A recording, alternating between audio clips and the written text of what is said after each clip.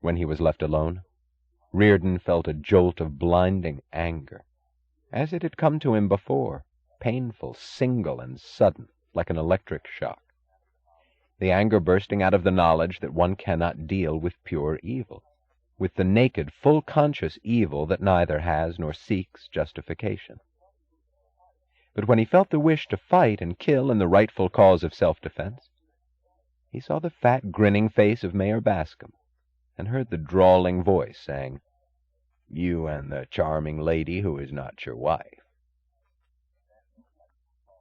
Then no rightful cause was left, and the pain of anger was turning into the shameful pain of submission.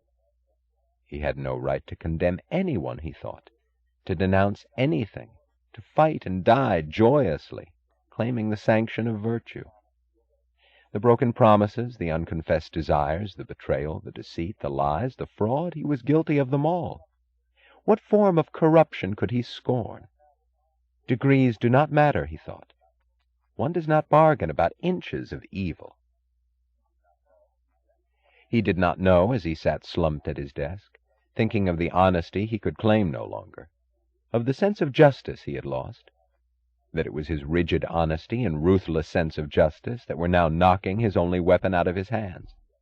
He would fight the looters, but the wrath and the fire were gone. He would fight, but only as one guilty wretch against the others. He did not pronounce the words, but the pain was their equivalent, the ugly pain saying, "Who am I to cast the first stone?" He let his body fall across the desk. Dagny, he thought. Dagny, if this is the price I have to pay, I'll pay it. He was still the traitor, who knew no code except that of full payment for his desires. It was late when he came home and hurried soundlessly up the stairs to his bedroom. He hated himself for being reduced to sneaking, but he had done it on most of his evenings for months. The sight of his family had become unbearable to him. He could not tell why. Don't hate them for your own guilt, he had told himself, but knew dimly that this was not the root of his hatred. He closed the door of his bedroom like a fugitive winning a moment's reprieve. He moved cautiously, undressing for bed. He wanted no sound to betray his presence to his family. He wanted no contact with them, not even in their own minds. He had put on his pajamas and stopped to light a cigarette, when the door of his bedroom opened. The only person who could properly enter his room without knocking had never volunteered to enter it. So he stared blankly for a moment before he was able to believe that it was Lillian who came in. She wore an empire garment of pale chartreuse, its pleated skirt streaming gracefully from its high waistline. One could not tell at first glance whether it was an evening gown or a negligee. It was a negligee. She paused in the doorway, the lines of her body flowing into an attractive silhouette against the light. "I know I shouldn't introduce myself to a stranger," she said softly, "but I'll have to. My name is Mrs. Reardon." He could not tell whether it was sarcasm or a plea. She entered, and threw the door closed with a casual, imperious gesture, the gesture of an owner. "What is it, Lillian?" he asked quietly. "My dear, you mustn't confess so much, so bluntly." She moved in a leisurely manner across the room, past his bed, and sat down in an armchair. "And so unflatteringly. It's an admission that I need to show special cause for taking your time. Should I make an appointment through your secretary?" He stood in the middle of the room, holding the cigarette at his lips, looking at her, volunteering no answer. She laughed. "My reason is so unusual that I know it will never occur to you. Loneliness, darling. Do you mind throwing a few crumbs of your expensive attention to a beggar? Do you mind if I stay here without any formal reason at all?" "No," he said quietly. "Not if you wish to." "I have nothing weighty to discuss. No $1,000,000 orders, no transcontinental deals, no rails, no bridges. Not even the political situation. I just want to chatter like a woman about perfectly unimportant things." "Go ahead." "Henry, there's no better way to stop me, is there?" She had an air of helpless, appealing sincerity. What can I say after that? Suppose I wanted to tell you about the new novel which Val Fewbank is writing. He is dedicating it to me. Would that interest you? If it's the truth you want. Not in the least. She laughed. And if it's not the truth that I want? Then I wouldn't know what to say, he answered, and felt a rush of blood to his brain, tight as a slap, realizing suddenly the double infamy of a lie uttered in protestation of honesty.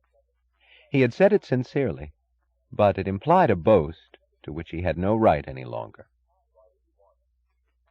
Why would you want it if it's not the truth? He asked. What for? Now you see, that's the cruelty of conscientious people. You wouldn't understand it, would you, if I answered that real devotion consists of being able to lie, cheat, and fake in order to make another person happy, to create for him the reality he wants, if he doesn't like the one that exists?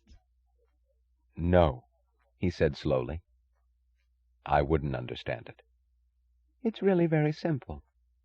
If you tell a beautiful woman that she is beautiful, what have you given her? It's no more than a fact, and it has cost you nothing. But if you tell an ugly woman that she is beautiful, you offer her the great homage of corrupting the concept of beauty. To love a woman for her virtues is meaningless. She's earned it. It's a payment, not a gift. But to love her for her vices is a real gift, unearned and undeserved. To love her for her vices is to defile all virtue for her sake. And that is a real tribute of love, because you sacrifice your conscience, your reason, your integrity, and your invaluable self-esteem. He looked at her blankly. It sounded like some sort of monstrous corruption that precluded the possibility of wondering whether anyone could mean it. He wondered only what was the point of uttering it. What's love, darling, if it's not self-sacrifice? She went on lightly, in the tone of a drawing-room discussion. What's self-sacrifice unless one sacrifices that which is one's most precious and most important? But I don't expect you to understand it. Not a stainless steel Puritan like you. That's the immense selfishness of the Puritan.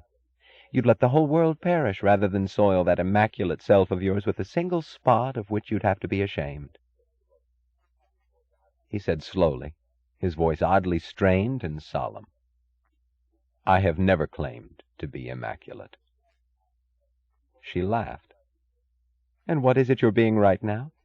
You're giving me an honest answer, aren't you? She shrugged her naked shoulders. Oh, darling, don't take me seriously. I'm just talking. He ground his cigarette into an ashtray. He did not answer. Darling, she said, I actually came here only because I kept thinking that I had a husband, and I wanted to find out what he looked like.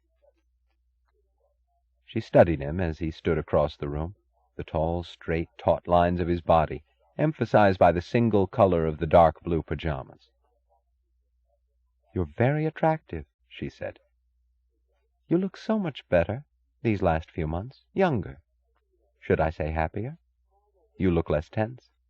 Oh, I know you're rushed more than ever, and you act like a commander in an air raid, but that's only the surface. You're less tense inside. He looked at her astonished. It was true. He had not known it, had not admitted it to himself. He wondered at her power of observation. She had seen little of him in these last few months. He had not entered her bedroom since his return from Colorado. He had thought that she would welcome their isolation from each other. Now he wondered what motive could have made her so sensitive to a change in him, unless it was a feeling much greater than he had ever suspected her of experiencing. I was not aware of it, he said. It's quite becoming, dear, and astonishing, since you've been having such a terribly difficult time. He wondered whether this was intended as a question.